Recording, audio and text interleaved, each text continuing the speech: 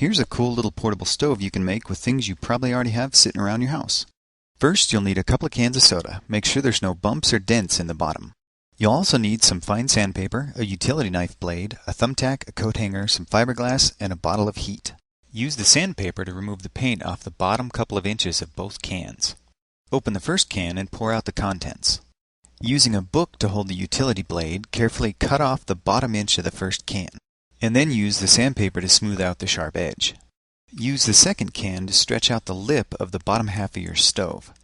Now just add some fiberglass and your bottom half is done. Make the top of your stove the exact same way. Before assembling the two pieces, you'll need to use the thumbtack to create a fill hole in the top half.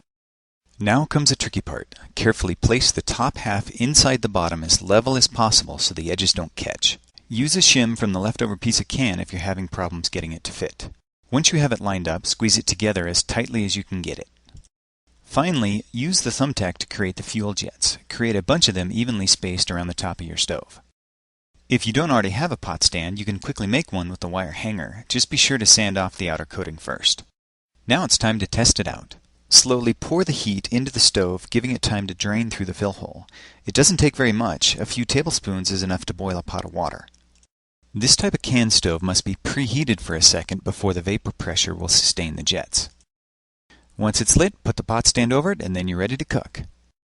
So whether you're camping or just forgot to pay the electric bill, now you can make a tiny stove even MacGyver would be proud of.